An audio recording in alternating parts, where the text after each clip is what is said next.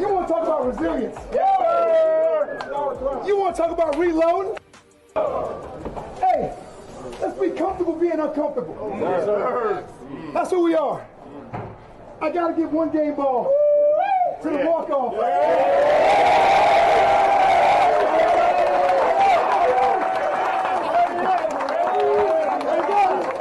Hey guys, and new all-time passing record.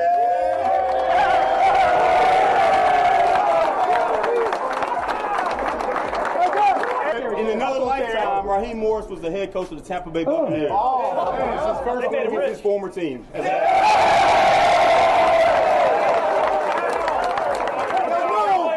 no, I don't like Victory Mondays. Oh, man. We got Victory Friday.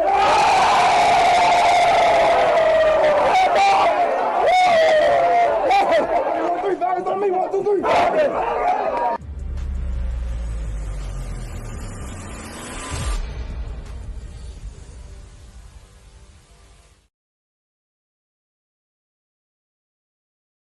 Yeah. What's up, Buck fans? How y'all doing? Not good? That's okay. I want you to understand it's okay not to be okay. It's been a real shitty week so far. And I know me playing that just made it probably a little more shittier, but there's a method to my madness. But of course, before we get into that, welcome to another episode of Bucs Report, the Aftermath 102.9, the Game Broad Street South Radio. AJ Turnup's in the house. We will be having a special guest, Smitty, in a few minutes, talking about the Atlanta Falcons matchup. But before he came on there, and before, I wanted you to see that video. I really did. And this is not just for Buck fans, but for the Buccaneers players. If I am the coach right now, if I am anybody in there who is trying to light a fire under this team's ass, I want you to see that. I want to remind you of what the Falcons did to you. I want to remind you of how they celebrated in week 5. I want you to remember that sting. I want you to remember the shit that they were talking about. I want you to remember every negative aspect of that game so you don't have to go through that shit again. Bucs players, I get it. Right now, we are in shit right now. We are in deep ass shit because we've lost our 2 best wide receivers that's ever been in our franchise. They're gone right now. Prayers to Godwin. I heard that his surgery went well, and please get rest. Mike Evans, get them hamstrings rested. But right now, this is no time for the Buccaneers organization and these Buck players to sulk. Buck fans, it is not the time. Our season is on the line. This is do or die time, ladies and gentlemen. Bucks players, all the leaders out there, for anybody else out there who know a Bucks player, or you know somebody who knows somebody who knows somebody that knows a Bucks player, I want you to have them tune in right now because I got a big-ass message to this organization. Bucks players, it's time. It's time for somebody to step up. Yes, it is time for you to step up. First person I want to talk to is the commander-in-chief of the Bucks, Todd Bowles. There's a statistic out there that shows that the cushion zone coverage ain't doing it, man. It's just not doing it for everybody. It's shit. It's garbage. You're making it a mockery of this defense, and that is your job. You are supposed to be the genius behind it. So I need you to go back to the lab, fix that shit. Learn to take risks. Learn to play to the best of your players' abilities and strength and not just your scheme. This is no time to be proud, Bulls. This is no time to bullshit yourself. Because remember, your career is on the line too, your legacy. You can either go out as a Buccaneer, as a Super Bowl winning coach, or a successful winning coach, or just a pretender that should have just stayed his ass as a coordinator. So this counts on you too. What are you going to do? You got a team coming in that's wounded but dangerous. The Atlanta Falcons are no joke. And I'm here to tell you this, Bowles. If you come out with that bullshit ass cushion zone coverage, Kirk Cousins is going to throw for 600 yards on this Buccaneers defense. They're going to run all over us. So, Bowles, it's time for you to understand. Again, put your fucking ego aside and go, I'm wrong. How about we try something different and stick with it? Don't go away from it just one time. This last game against the Ravens should let you know. You sometimes got to stick with certain shit until they beat you out of it. And then adjust, Bowles. If you see they're picking up their blitzes, switch that shit up. If you see that you're getting killed in zone because some of your players simply can't get it together, I'm talking to Brits out there in the world. How about you load the box? Play fucking man coverage. And when I say man, goddammit, I mean jam these motherfuckers. Bowles, put these motherfuckers on clamps. Stop with the fucking running with people. You have a 6'2" corner in Zion McCollum, and he's got the speed to keep up with these guys. There is no reason to always have him running around for his life. Bowles, if they get beat deep, fuck it, it happens. But what we don't need is to slowly kill our team. And that is what you do with this zone cushion, soft-ass coverage, Bowles. You have to man the fuck up. You have to. Stop putting your defense in bad situations. That's why Tyke Smith is out there. I have yet to see a lot of corners or players get injured because they played man coverage or they pressed. You know when I see them get hurt, Bowles, is when they have to run 7-8 yards to make a tackle. You're putting too much stock in that. When it's 1st and 10, I need you to line up and bone up. When it's 2nd and 10, do the same thing. And do the same fucking thing when I don't give a shit if it's 3rd and 30. You need to only have them 5 yards off the line, Bowles. That shit doesn't work anymore. You got to stop that bullshit coverage. I need you to only get into that kind of coverage if the Bucs are up 45-0. And right now, with the way our two primary, our best weapons are not there. So I'm going to get on the offense next, but Bowles, I have to hold you accountable first because you are responsible right now. Do you not understand this? You should feel embarrassed right now about how your defense has been playing. When they play up against teams, and you fall apart. Bowles, I need you to understand that you need to have the fuck that other side mentality, like Coach Arians did. No risk it, no biscuit. Because you know why? When we risked it, we got the biscuit. And we got a Super Bowl with him. Bowles, you can't play timid anymore. That simple ass filling them out, fuck all that. You can only do that if this offense is going to match your defense. That's not always going to be the case. Again, you were playing a team in the Atlanta Falcons where they got beat, and they're going to give everything they got. This game is on the season is on the line. They're 3-0 in the division. They've beaten the Panthers and the Bucs and the Saints. If we lose, they 4-0, baby. The math ain't going. Mathematically speaking, that's gonna fuck us because then after that we go in the Arrowhead. That ain't guaranteed. That's probably a loss. You go against the 49ers back at home. That's not even a guarantee anymore. Bowles, you got to keep this winning mentality going. That means you got to go all out, man. You got to go all out. You have to give everything that you have, Bowles. Disguise the defenses. Play man. Press up on them. Do it until they beat you out of that shit. There's no reason. Even if they take a deep shot or if you're not confident in your other corner, get Whitehead over there to help him. Again, mix up the defense. Disguise it. And have situational awareness, Bowles.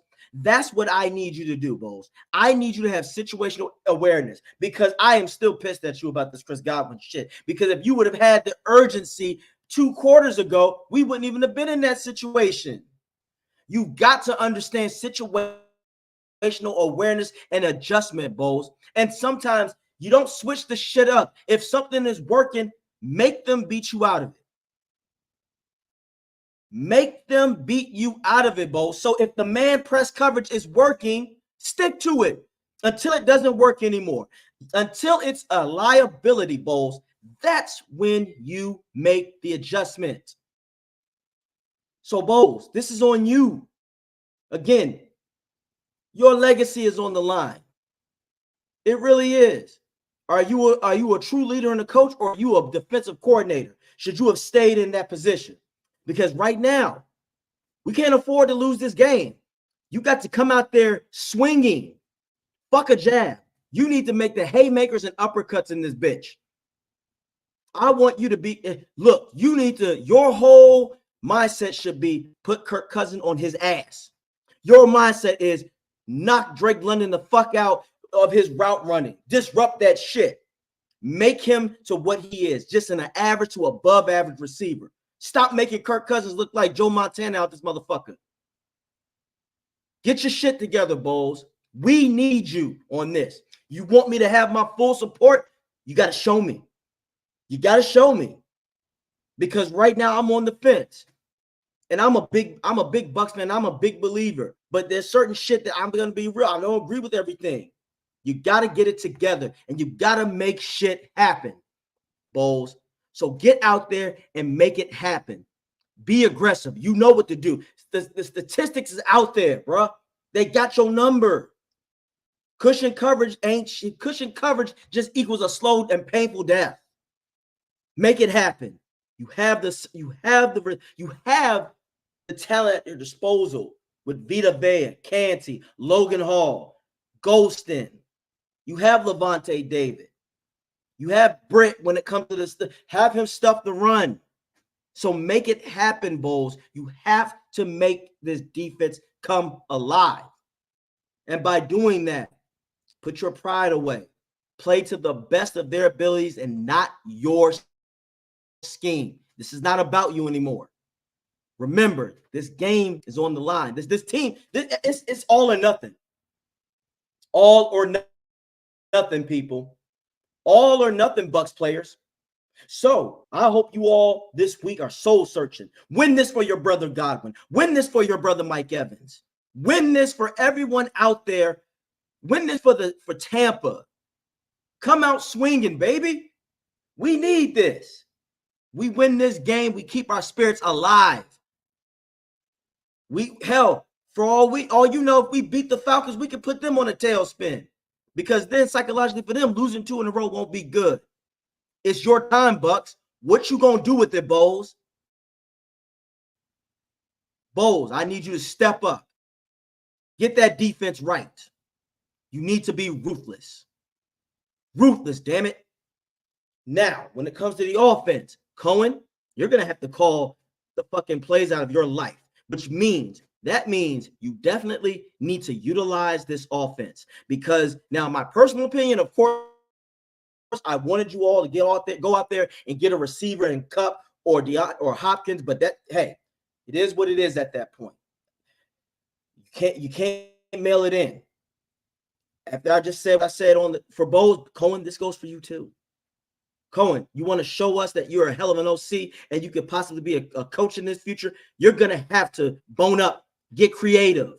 You can't bullshit in this game. We cannot do 3 and outs more than 4 times, otherwise the game is lost. So that means when you need to utilize every piece of your receivers on the team. With Palmer, you know he has breakout speed, but instead of just using him vertically, we need you to get him into crossing routes. We need you to use him horizontally, diagonally, move him around, get the motion, put him in different sides.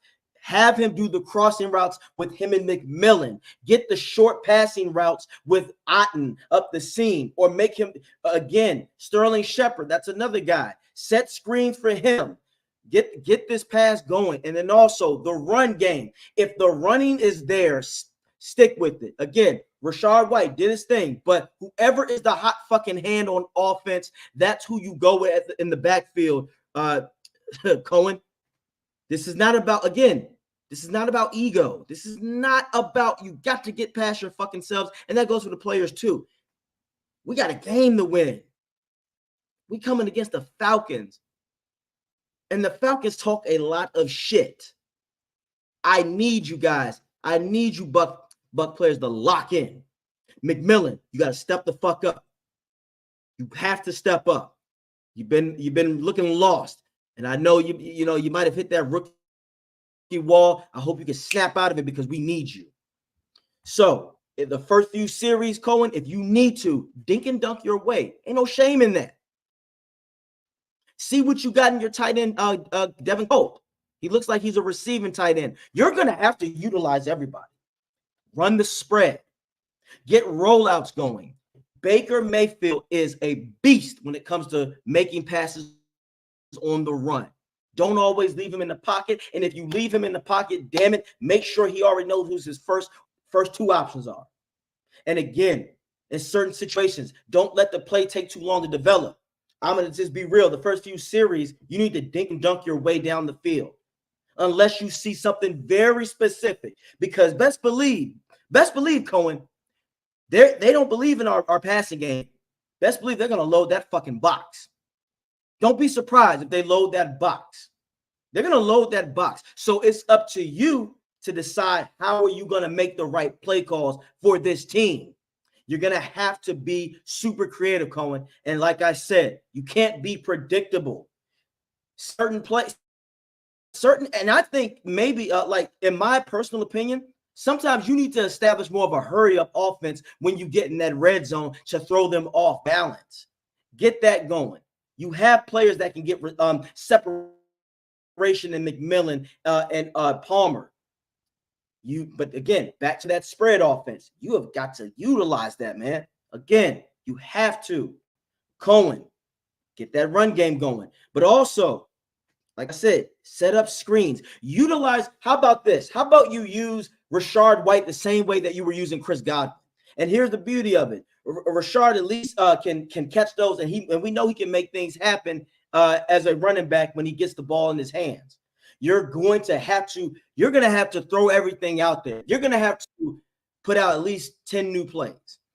Now, after I did my little rant, we got a special guest that I would like to get you all acquainted to. He's been here before. Hell of a guest. You know, he could be, just because we're rivals don't mean we can't show each other decency. This is a good guy right here. I be seeing him on Twitter. He be spitting out real shit for his Falcon fans. And this is a guy who is a fan like us. He's a fan of the game of football than his team.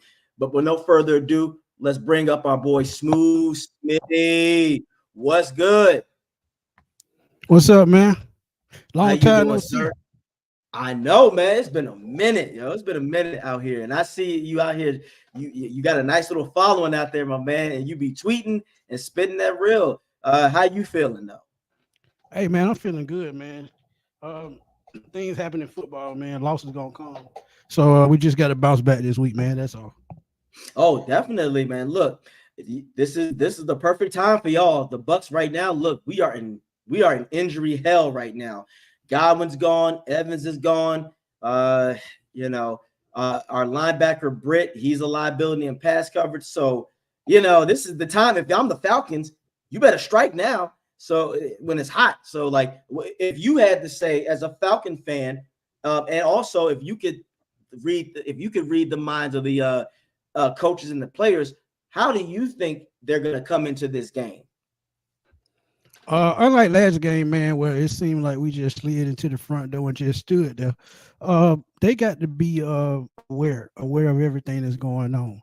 Last week, I think what disappointed me the most, they didn't take advantage of the injuries in the Seahawks secondary, and with the type of receivers and Kyle Pitts added on to that, the type of target that Kirk Cousins has, you got to take advantage of that. Two dudes over 6'5".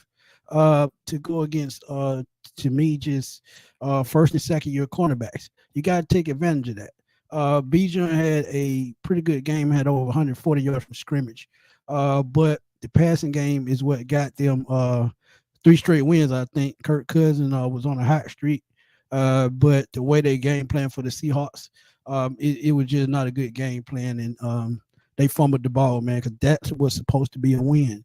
And even though they lost by 20 until that Kirk Cousins fumble in the fourth quarter that was returned for a touchdown. Before that play, man, we were still in the game only down by 10. So, in the end, it just hurt us.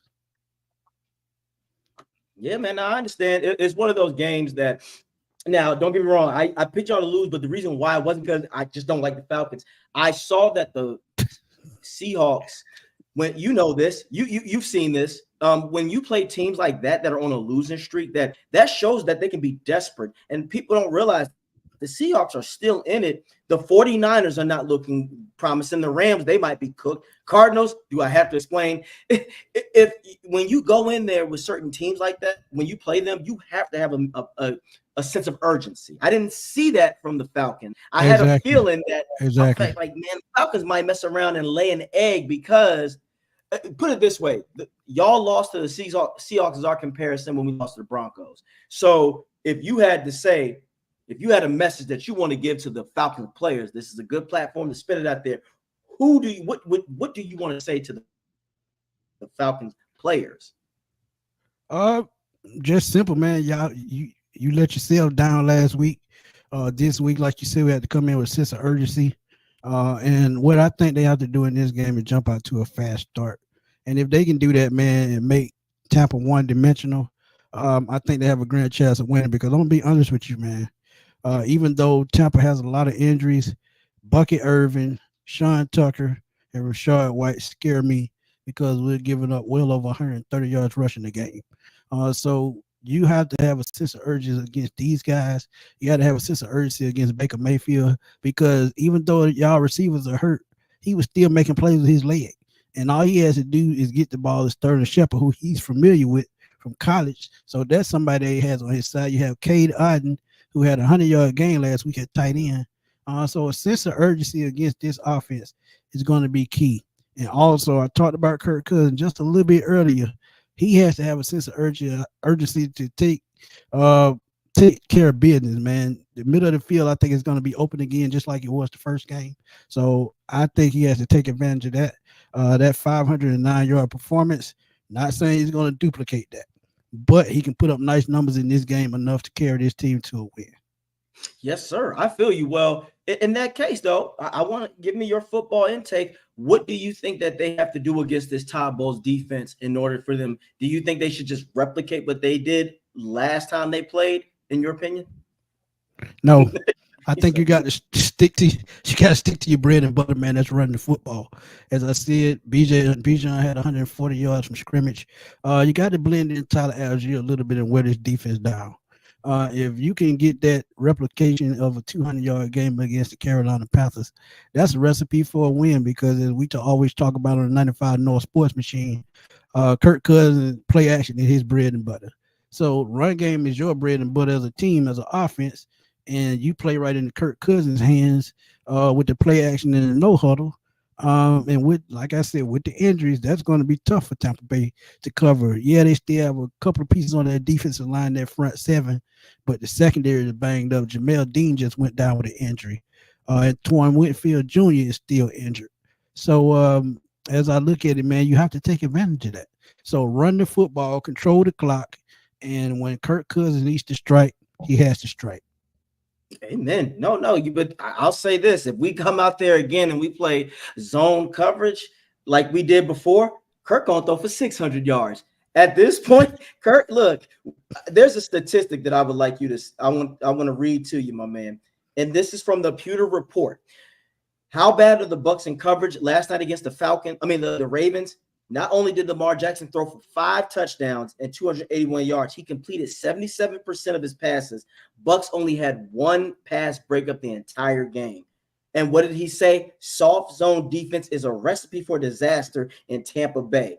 Baltimore's targets were wide open, just like they were wide open when we played y'all. Drake London had a game out there because he was killing in the slot in the middle, and you took advantage of Britt. So I'm going to be real, Smitty. If we go out there and we play zone, you're going to beat us. You're going to cook us because at this point, like you said, Winfield is back, but he has to get in NFL shape condition And that takes some time. I think a lot of Buck fans did not realize, and just people, if you didn't play football, you can't be out for 6 weeks and then just come back in and be in shape. That's not how that works. It usually takes 3-4 games to get into full form again. So get back into the speed of the game. Yep. Yeah. If I am the Bucs, we have to go, man, and make you beat us out of it. I'm not 100% confident in that, but I damn sure ain't 100% confident in zone coverage. So who are you looking for offensively, besides Bijan, of course, when it comes to the passing attack to take advantage of this secondary, the Bucs secondary? You just said it. Cameron Britt is a liability in coverage. So I'm looking at Kyle Pitts. I look for Kyle Pitts to have a big game this week. He's bounced back the last 3 games, became part of the offense, and this is the perfect game. Just like he had, I think, 7 catches for 88 yards in the first meeting, he could easily go 100 yards into this game. So if Kyle Pitts is included in this offense early and often, like I said, it probably sets up the run because then you control the middle of the field, run the football, and again that opens up play action with Kurt. And if he lines up outside in line, they have to take advantage of that. A 6'6", 250-pound tight end is athletic with an 83-inch wingspan against linebackers that can't cover is a recipe for a big day. Amen. No, amen. You got it. Now that's where, if I'm the Bucs, for me personally, the only hope if those are smart, you have to bring down Winfield in coverage to help out Britt, because I honestly think you're right. They're going to use Kyle Pitts to say, hey, if this guy's in coverage, go right to him and run around him. So we got to slow you down. Right now, be real, both of our pass rushes are suspect. The only reason ours looks like it's effective is because we can blitz and we do disguises. But if you had to say, because that's the only thing that kind of gives me some comfort, is that we've got to be real. Atlanta's pass rush isn't there yet. So that's why if I'm the Bucs, I would think and dunk my way down, because like you said, Sterling is the only chemistry. But so what do you feel about that? If you are on the defensive side, how would you pressure Baker? I would disguise my blitzes. I don't think Troy Anderson comes back this week. But one guy that I would like to see in the on the field is Richie Grant. One thing Richie Grant does well is plays the slot, and he can get after the quarterback. I think he can play and benefit the Falcons using him more as a rover back. And for y'all don't know what that is, that's just a safety linebacker hybrid type player that plays at the line of scrimmage and in the box. If they use him like that, I think it'll be effective because, as I said, you got to slow down Bucky Irving, Sean Tucker. These guys, man, they've been running crazy the last 3 weeks. So that's going to be key for them. If they can get those guys going, just like I said with the Falcons, they helps Baker Mayfield and take some pressure off of him. And trust me, you don't want that problem. Our run defense is not where it should be, but you got to attack Baker Mayfield somehow and make this team one-dimensional. There, you have to do that by, setting the edge, staying up at the line of scrimmage, and closing up those run lanes. If they don't do that, it's going to be a long day. Yeah, no, I feel you. It's to this point for the Bucs, the run game is going to have to basically overachieve. You're right. We have to. If Bucky can, I'll say this: if Bucky and Tucker can combine for 150 yards on the ground together, we win that game, because at this point, the Bucs are not blowing you guys out. I feel like if we're the win, it's going to be either by 3. It's going to be no more than 3 to 10, 10-point span. I could be wrong, but I don't see it, because we have to play careful, because you got Bates out there now. That is a big advantage for you, because now you have Bates, who is going to be a ball hawk, and hell, y'all don't even necessarily have to double anybody anymore. So everybody can do their job. You have the secondary, at least, at this point, to match our receivers. My Lord, the tables have turned. Again, I'm a Bucs fan, but I'm a realist. Right now, if I'm the Bucs, they're going to have to come out with plays that you guys haven't seen, to be quite honest, to win this game. If we don't have, I right before you jumped on here, I said if Cohen, our coordinator, doesn't have at least 10 plays that nobody's ever seen, we're going to get cooked. Because at this point, the Bucs are vulnerable. But this game is important not only for us, but for y'all, because you win this game, you control your fate in the NFC South. But if you lose, what's one thing that you fear if the Bucs do come out victorious against this Falcons? What is it that you fear at that point? Well, the only thing I have to fear is they win more games than us going forward, because I feel like Carolina, New Orleans on the downswing. If we lose this game, we have to depend on both of those teams to beat y'all. But I don't have the confidence in that happening. So after that point, it's about winning and losses. Whoever ends up with the best conference record, that's who takes the NFC South. However, that could mean a playoff spot as well, because we see the NFC Central. I'm sorry, not Central. I'm old. It's okay. I know what you mean. NFC North. All those teams are playing well. So you may only get one team out of the NFC South, and maybe that's the division winner. So this game is big in more ways than one, because it could mean difference between playoffs, staying at home, and that would be a big disappointment for Atlanta fans, knowing the way things have set up schedule wise. It would be a big disappointment.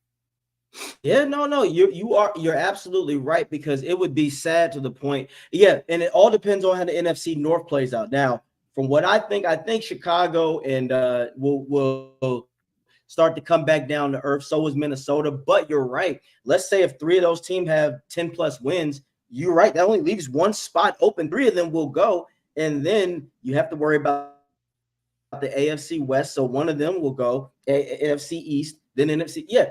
At this point right now, like you said, if it still goes for the NFC North the way it goes, hell, 4 of them might be in it. So in reality, in the NFC South, it's only one man to win. Only one guy can go, because you're right. New Orleans and Carolina, they're done. We know that. They're down the train.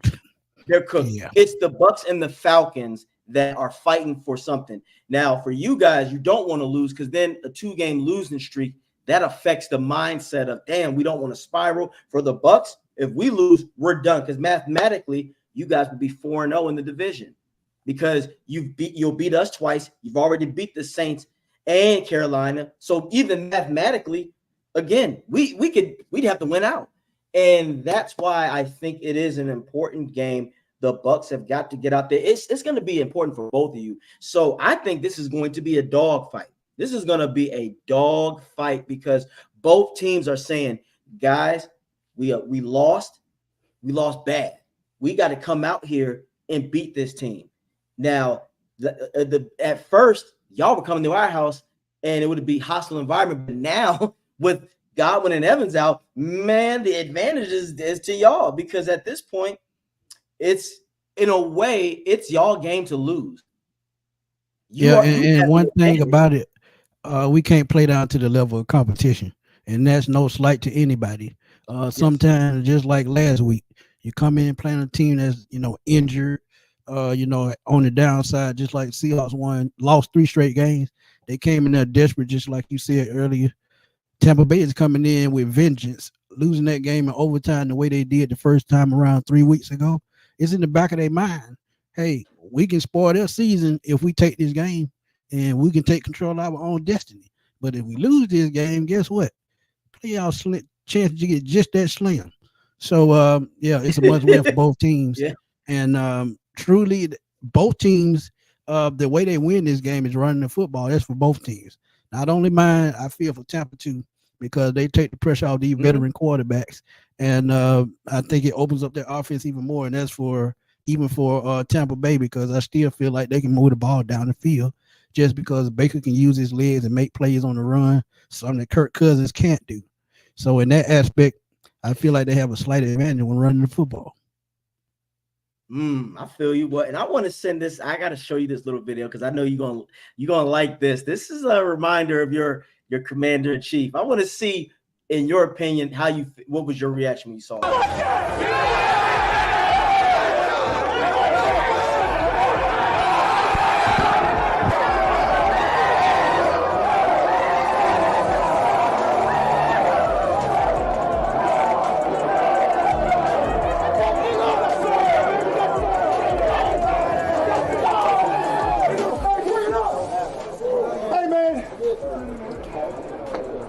You want to talk about resilience? You want to talk about reloading? Hey, let's be comfortable being uncomfortable. Yes, sir. That's who we are. I got to give one game ball to the walk-off.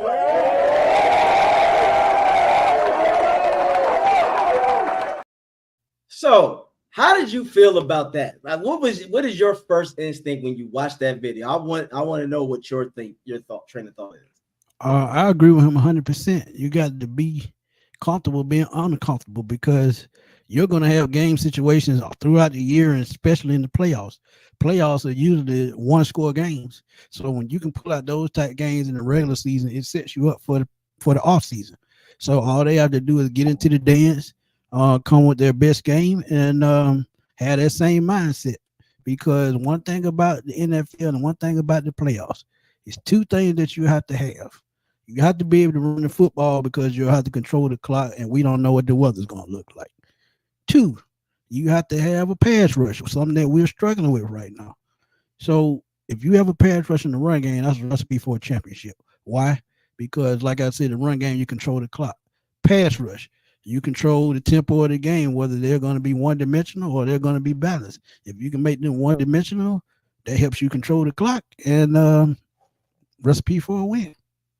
All right, I see. I like it. I like that aspect. I'm gonna flip it on you, though. I'm gonna flip it on you, Smooth. Here's my thing, and that maybe it was just the saltiness in me, but maybe it's the coach in me. I looked at it like this. I was happy. Hey, I could be happy, but damn it, week 5 and people are already throwing water on their heads like it's champagne. I kind of would have been like, all right, now hold on, y'all. The season ain't over yet. I get what you're saying. It's cool to be. That's why they came out flat. That's why they came out flat last week. Yeah, that's all I'm saying. It's a dangerous thing to do that because now, in a way, and I say this because this can happen to any team. You've given that your opponent bulletin board. If I am the Bucs, you play that shit every day. The entire week, I'd be like, hey guys, this is what they did when they beat you. Do you want to feel like that again? And this also could be a big thing for Raheem because as much as it looked good, it can backfire. Because you know this, you know how the media loves to, hype things up. Yeah, because then now I don't think this would happen. This is just because we ain't got the firepower. But let's say the Bucs just flat out blow out the Falcons. Now that they're gonna replay that same video I just showed you, and they're gonna be like, damn, were y'all premature? Because that is my only thing. And that is what I saw. Because if I am the Bucs, you take that shit personal. Like, oh, word, that's how you feel? You out here throwing water on your head like it's the playoffs, like it's champagne? Bet. I got you on that. But that's cool though. But that's why I think they will come out with a nothing to lose attitude. Games like that will have you playing spiteful. Yeah. Oh, absolutely. And I'll give you the last game. We'll wrap this up and I'll give you the one last question. Okay. It's a big one. Give me your prediction and who are your stars, 1 star on offense and 1 star on defense that will break out for this game. I got to go on my boy Tyler Algier, man. This is just a game that he needs to be the guy that pounds the football to wear this defense down. Like I said, if they can jump out to an early lead, he has to be that guy in the red zone. And I know Bijan had over 140 yards, and I said that 2 times already. But you got to implement Tyler Algier somehow to wear down his defense. If you can do that and then use Bijan to finish the job, that is a recipe for a win. As far as defense is tough, man, because pass rush has been, not good this year. So I'm looking at AJ Terrell to bounce back this game. AJ Terrell has to lock down whomever's going to be the number 1 receiver for this game. And you can look at Jesse Bates and Justin Simmons because, like I said, Cade Otton had a big game last week, so he's probably going to be looking for him over the middle of the field. But if AJ locks down his guy and Justin and Jesse do their job deep in the backfield, in the defensive backfield, and they keep everything in front of them, I think we can hold y'all to probably 2 touchdowns. But defensive-wise, I got to go AJ Terrell. This is a bounce-back game for him. My man, well, what's your prediction score? Since it's a rivalry game, I'm not going to say blowout, but I'm going to go 27-21 Falcons just because it's a division game. Cool. I feel you on that. And I'll give you my thing. Offensively, I have to go with Otten because I think he has the most repertoire with Baker outside of Sterling. I think that they're gonna have with Otten, they're gonna use him a lot differently. They're gonna have to move him around.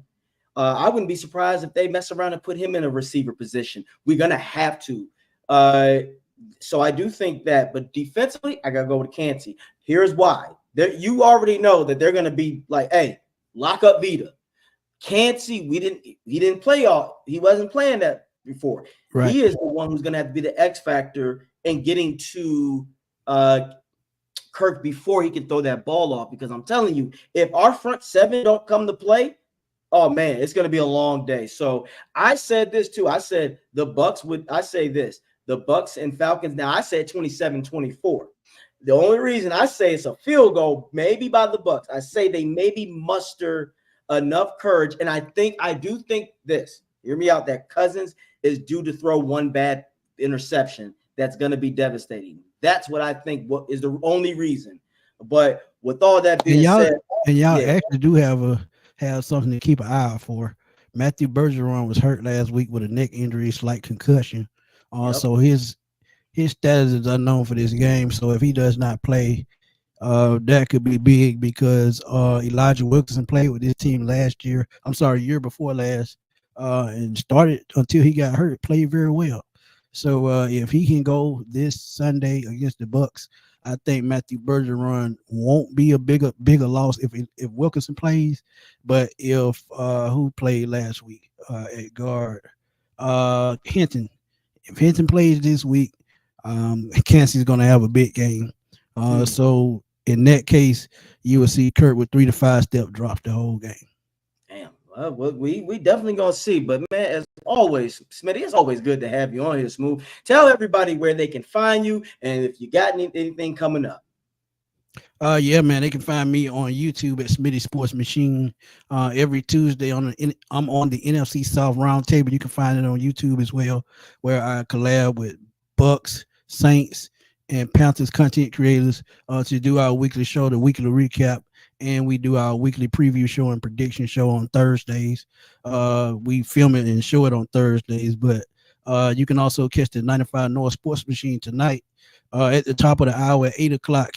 Me and my boy Berto, Chris, we're going to talk Falcons, Bucs, and James Cannon, the former Buck, might come through. So we'll see how that plays out, man. But y'all can catch us tonight on the 95 North Sports Machine. It's on my page, Smitty Sports Machine.